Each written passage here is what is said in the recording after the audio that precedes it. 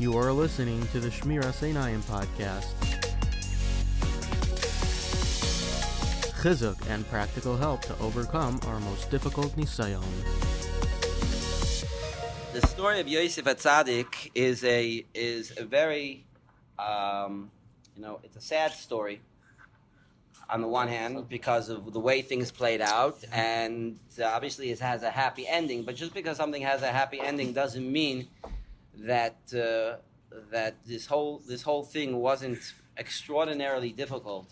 And for all the members, all the people in the story, this was a very, very difficult story. And even though there's what to learn from each person in the story, we're going to be focusing on Yosef himself and the nisyonos that Yosef went through and the koichos that he put into Klal Yisrael. Yeah. So let's first start. A lot of this stuff is pashut, but when we speak it out, we have a greater appreciation of what Yosef had to go through.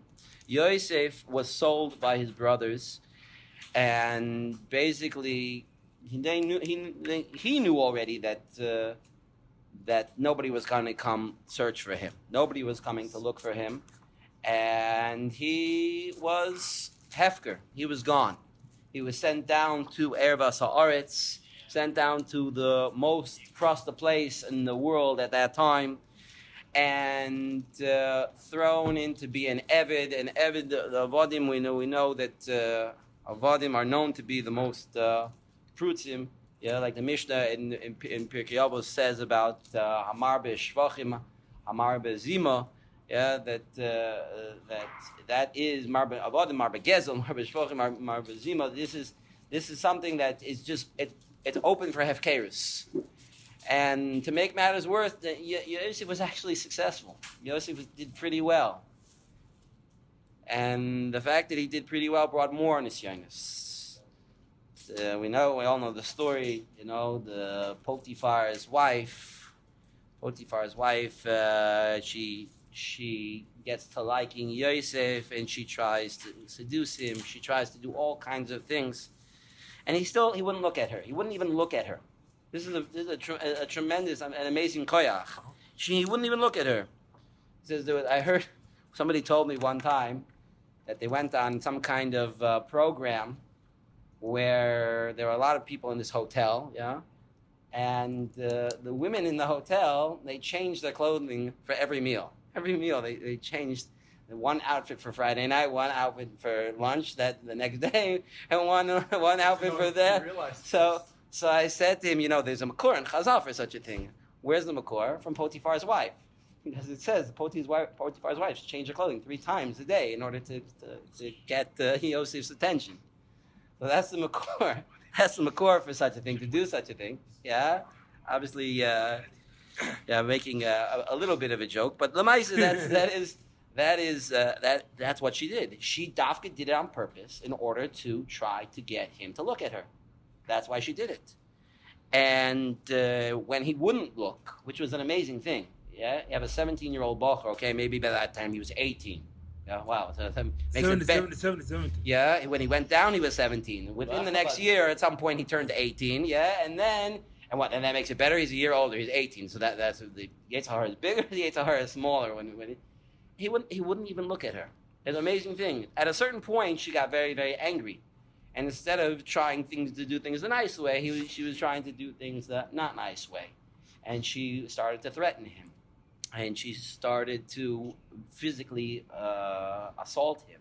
She put a skewer to his throat. A skewer is one of these like hot pokers. Yeah, she put to his throat, so he couldn't even look down, because if he would stab himself. Yeah, but he still wouldn't look. He closed his eyes.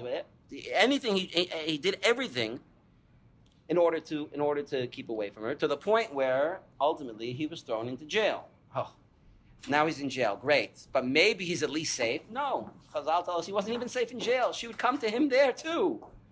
And threaten him. And so it's not like, okay, he's in jail now, so he's like, at least he's safe from her. That's not true either. Not true. No, nobody here is expected to be Yosef HaTzadik. But what we can bring out from Yosef HaTzadik is that ultimately we see that Yosef HaTzadik became great. He overcame his nisayon. And even when he overcame his nisayon, he had more nisyonis. It's an unbelievable thing, because you think the Yetzer Hara stops. I think the Rosh Hashiva mentioned this in his sicha the other day, that you beat the Yetzer Hara, wow, and now I'm on a high, and boom, the Yetzer Hara comes right back. Now you're the viceroy of Egypt, you're the Mishnah Melech, and now what? Now all the girls of Mitzrayim are throwing things at you to get them to get you to look at them, all of them. Everybody, yeah, what the pasuk say, Ali Shur, their mom is jumping, they're climbing to not only to see him, but also for him to see them. They want see me, look at me, choose me, pick me.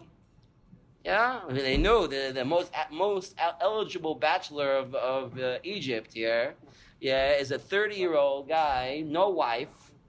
Everybody, he just became Mishnah Melech, 30 years old, good looking, very, very good looking. Yeah, what not to like? But Yosef wouldn't look at any of them.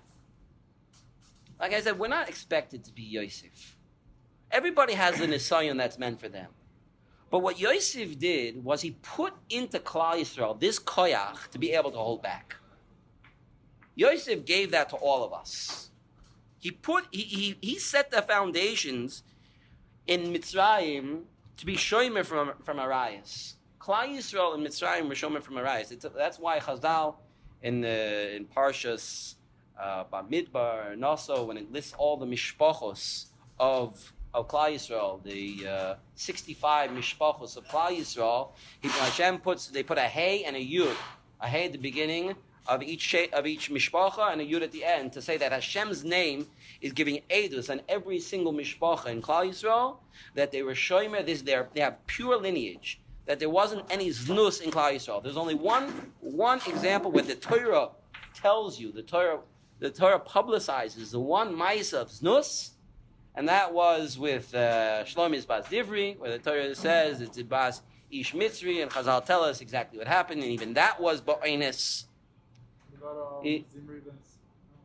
No, that wasn't in Mitzrayim. That was afterwards, unfortunately. Yeah, that was unfortunately another Maisa, which maybe a different time we'll talk about that, the Maisa with Kazbi and Zimri. But in Mitzrayim, that was the only Maisa, because Yosef HaTzadik, when he's going down to prepare Klal Yisrael to go to Mitzrayim, where Kazbi and Zimri. No. Oh yeah. Shlomi's Bas Divri. Shlomi's Divri. Even that was an oinus.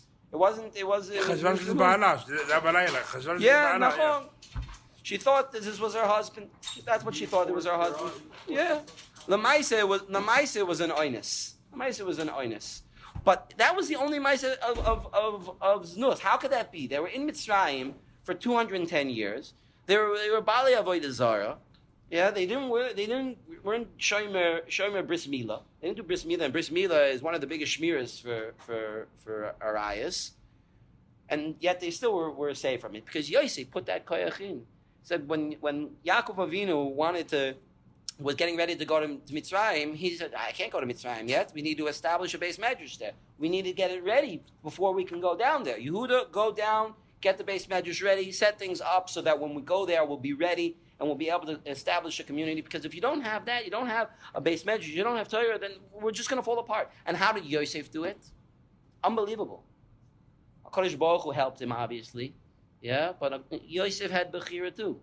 And Yosef, that koyach that Yosef showed, he put it into Mitzrayim, that we can be protected, we can be saved from the Erev Haaretz. How terrible! All the prust of things that they did in Mitzrayim. Chazal tell us that Mitzrayim and Canaan were the two worst places in the world with regards to Gilarayis. We saw this in Parshas Achim Moshe and Kedoshim, where it talks about the Arayas and these things. These were the two worst places. Where Klal Yisrael was the worst. But they had a shmira. Yosef put it in. Yosef put that koyach in. Each one of us has that koyach too. When we hold ourselves back from looking, we hold ourselves back from doing something that we're not supposed to do, we put more koyachos into the world, and that's going to help somebody else out there. You don't even know. We have no clue. When we daven, Hashem, please help me, Lav Dafka Hashem is going to use that tefillah to help you. It could be He's going to use that tefillah to help somebody else to overcome their nisayon. they're not even going to know that this tefillah came from somebody across the world. But in Shemayim, they know. When you're going to go up to Shemayim, they're going to give you get credit for that guy's mitzvah. Why did I do? Yeah, it was because of your tefillahs that person. Why does that work though? Because you were the one who put it into the world. My Rebbe told us a certain klal. It's very interesting. I also saw Rav Tauber, who was just nifter. He also says this idea that if there's a koyach that's put into the world, and you're the one who put it into the world, so you get credit for what. I daven, why? I'm davening on myself. That's true, but Lav Davka Hashem is going to use your tefillahs for you. I'll give you an example. The example that Rav Tauber gives is beautiful. A beautiful example. The Gemara in Tainus says, I think I may have mentioned it here before also. The Gemara in Tainus says, I believe it's Tainus, that Reb Chanina ben Doisa, it's through Reb Chanina ben Doisa that HaKadosh Baruch Hu is mefarnes the entire world. Through him.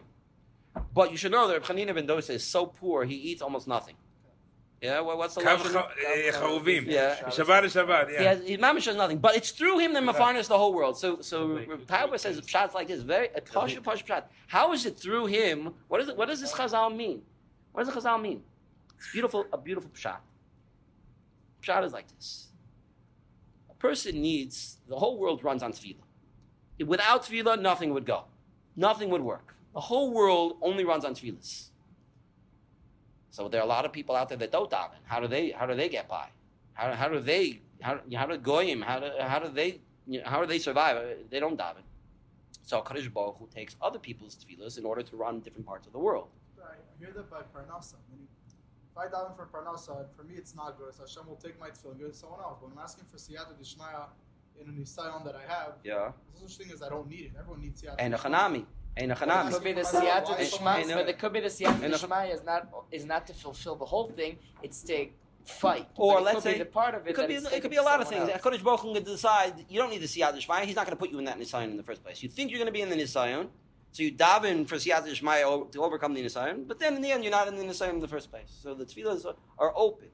Or sometimes we daven for some things, and Hashem just says no. Or you daven for a refuah for somebody. You daven for parnasa. Yeah, and that's pshat in this Gemara. Pshat in the Gemara, Chanina ben Doisa is that Chanina ben Doisa is so poor, he keeps davening for more and more parnasa. Does Hashem give him that parnasa? No. Why not? Because he dafka needs those tefillahs in order to be mefarnes the whole world. So HaKadosh Baruch Hu has to keep Chanina ben Doisa poor, so he keeps davening for parnasa, so he can take those tefillahs for parnasa and be mefarnes the whole world through them. Because otherwise, the whole world would just die. If he gave Rabbi Chanina ben Doisa everything that he needed, then maybe he would still daven, but maybe it wouldn't be as intense. The tefillahs, he wouldn't be, and then he just wouldn't have the tefillahs. He put those koychos in the world. My Rebbe added another pshat, or Finkelman, said if a person doesn't have children, and he davens for children, and Hashem doesn't give him children. He doesn't have any children. But you know what happens? Those tefillahs, where do they go? They go to other people. Somebody else is going to have a child. That person's going to have a child. That person's going to have a child. That person's going to have a child through your tefillah. You're going to go up to Shemayim, and in Shemayim, they're going to say, you see all those children? They're all your children. What do you mean? I didn't have any children. They're all your children. It's through your tefillahs that these children were created. You're the one who created these children. Those people laughed after. They didn't daven. They were even interested in having. All those children came from you, from your tefillahs. That's what Yosef HaTzadik did. He put koychas into Klal Yisrael.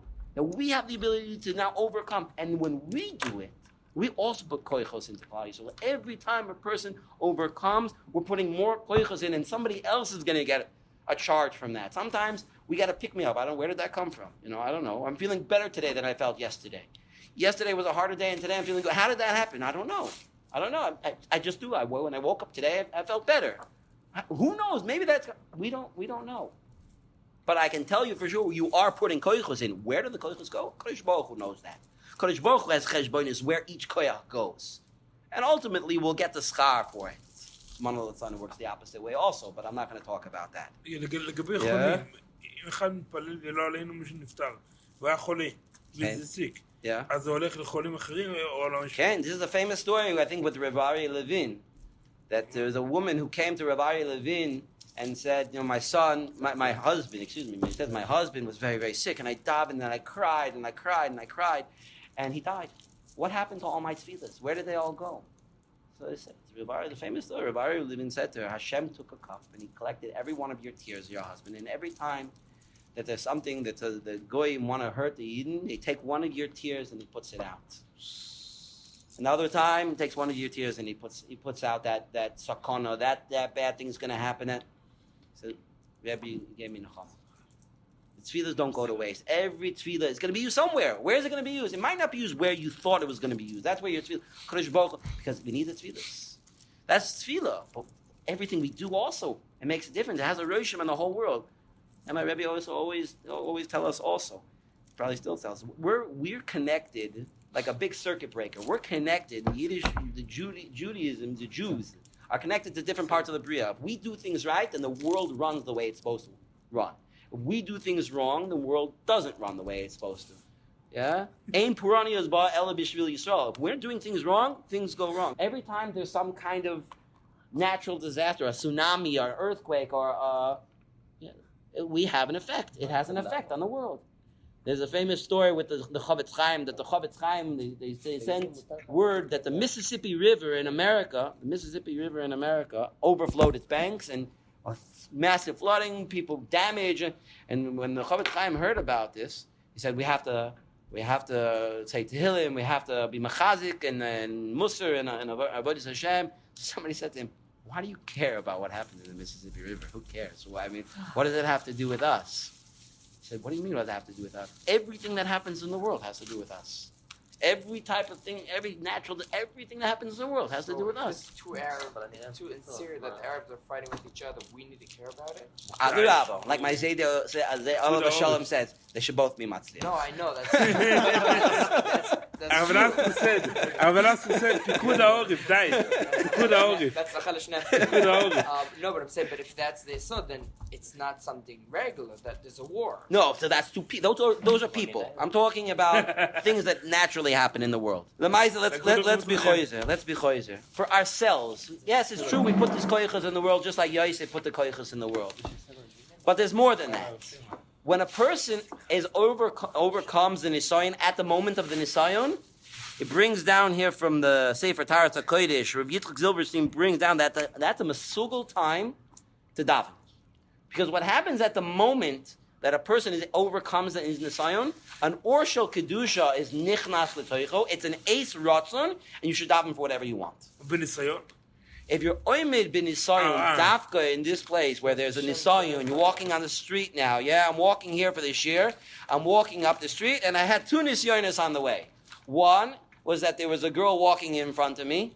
So I already have a shaila, a girl walking, you're not allowed to walk behind one. Maybe there's a chiluk between if it's a married woman, if it's a single. The Maisa try to run around her, that's one nisayon. And the next nisayon is walking up the stairs over here from the park, from the bottom of Dolev to the top of Dolev. And there's some girl with a really short skirt sitting on the stairs. Just one? Yeah, only one, yeah. It was only one, yeah. Okay, so those are my two nisyonos just on the walk here. So if I would have been smart, I should have davened at those moments, yeah? You daven at those moments of nisyon because it's an ace ratzon. You can daven the moment you're able to overcome. No, take off my glasses. Glasses are an amazing thing. Anybody who has glasses, you have mamish a big tzad.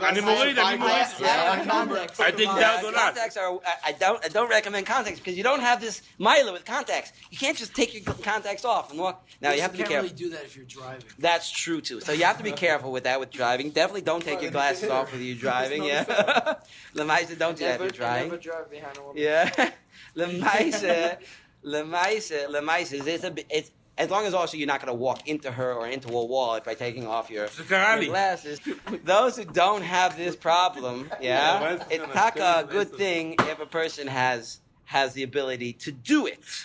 Yeah, Lemaisa, we need to know, and just finish up the last number of points over here. We should know that HaKadosh Baruch Hu, when he looks at us, when we do this, we are ma'od chashuv.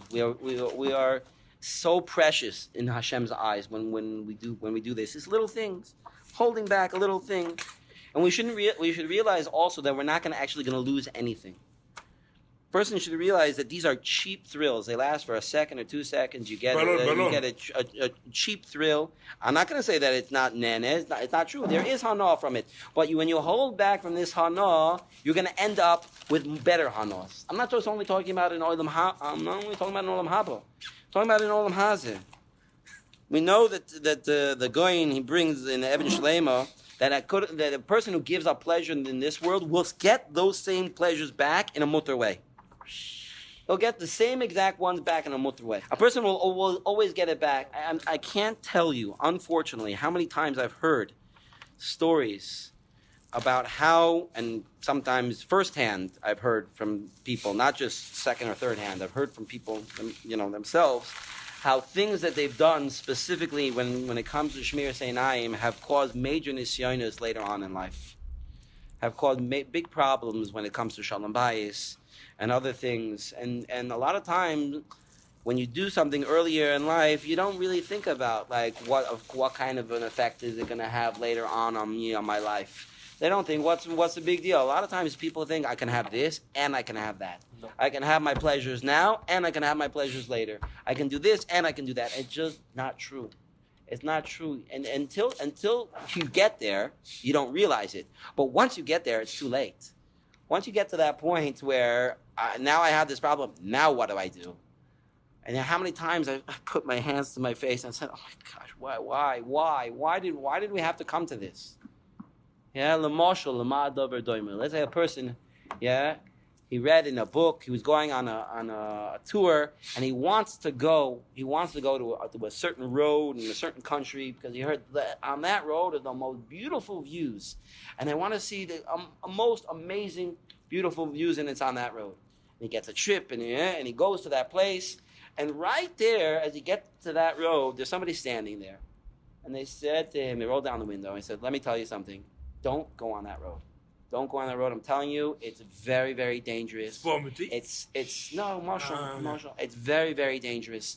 It's not Kedai. And let me tell you something. There's another road that's actually much more beautiful. It's much nicer. It may not seem so in the beginning, but in the end, you'll see that it's much nicer. Take that road. Don't take this road. Don't do it. But this guy's been. This is my whole trip. This is my whole plan. I wanted to go here. I wanted to go to this one. That's the whole reason why I came, is I wanted this. And now you're telling me not to do it and to do something else? Trust me, I did it. I'm telling you, I just went that way. Yeah? I'm telling you, it's not worth it. I almost died. I'm lucky to be here alive to tell you about it. Would a person listen to them or not listen to them? So you know what? I think most of the time some people wouldn't, and some people would. Most times. And the people who wouldn't, they themselves will come back, if they do come back, and will tell the next guy, don't do it. Don't do it. And they'll say, no, I don't need to listen to you. I'm going to do my thing. I'll do this. I was exactly the same way as you, and somebody warned me to, and I didn't listen, just like you don't listen. And I'm telling you, don't do it. It's not worth it. But again, no, I'm going to do it again. Like a drug addict. Yeah. He says, don't do drugs. I know what it's like, but he can't.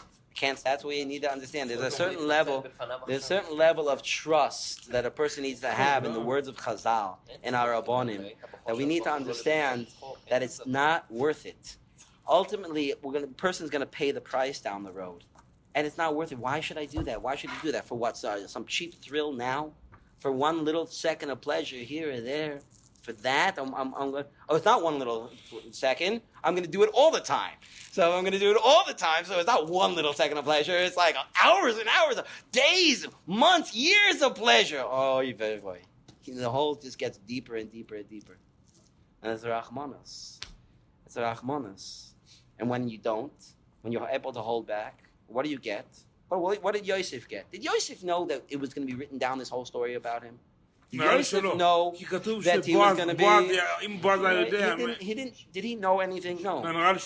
Lamaise, everything is being written down by us too. Everything is being written down by us too. And Yosef got an Ephraim and he got a Menashe. He got the legacy. The Yosef is also an Avrech. He's Nechshav as an Av because he's a father to two Shvatim. Just like Yaakov is the father of Shvatim, so too Yosef is the father of Shvatim. It's Nechshav to a certain degree like an Av. Yosef is the koyach of Yesoid in the world, and it's unbelievable. And he didn't know that all this was going to be written from him. He did it because I know this is the right thing to do, and even if nothing comes from it, even if I gain nothing, but I'm going to do it because I know it's the right thing anyway. But we know we will get. You will get. You'll get tremendous more. It's not worth it. It's much more worth it, just investment-wise. You have an investment. Either here, I'll make no money, or I'll make a lot of money, but you have to wait. You have to wait to see that these years are the hardest years. The young years are very, very hard. The Yetzer Hara is very, very strong. That's why many Gedolei Yisrael say to get married young, because the Yetzer Hara is so. A person has to be ready. If a person's not ready, he's not responsible enough. Then I'm not advocating, but the Maise, there's no reason stam just to push it off to wait, because the Yetzer Hara is strong, especially when you're young, and it's kind of hard to understand also when you're young that when you get older it might get weaker. It's a little bit hard to understand because right now it's so strong that it's like, come on, like how is it ever gonna go away? How is the Yetzer Hara ever gonna let up on me? Yeah. But the truth of the matter is that over the course of years and years and years, a person gets older and older and older. And it does. But this is the time that's very, very hard, and we I can't handle it. I can't handle it. So the best thing to do, like we mentioned so many times, is to stay away as much as you can. Don't put it in front of you. You can't handle it, then don't put it in front of you. Don't run away. That's the best thing to do. Run away. And a person who can't get married, marriage is not a hospital. Yeah, if a person is sick, marriage is not going to heal him. But marriage does create a marechet where it's possible to deal with the nisa. As long as a person has a right hashkafa and he's always trying to work on it constantly. And Avrech, we're not going to say Avrech never has this nisan. It's not true. That's just not true. But at the same time, there is a paspasalo. There's some place there where there's more of an opening to be able to deal with it in an easier way. And until we hit that point, Yosef was a bocher till he was 30. Yeah, he had to deal with this nisayon as a bocher. So the koichos are there to deal with it as a bocher. So the Maisa, this I guess we'll finish. But as Hashem, a person, everybody should know that there's tremendous koichos. And when a person does overcome, there's tremendous opportunity for tefillah there. It's a eis ratzon from HaKadosh Baruch Hu. We should know we're doing amazing things. We're doing fantastic, amazing things in the world. And that should give us chizuk, Be'ez Hashem, to overcome it. Thank you for listening to this Foundations podcast production. If you liked today's episode, don't forget to subscribe. And if you know someone who this podcast might help, don't forget to let him know. Thank you very much. Have a wonderful day.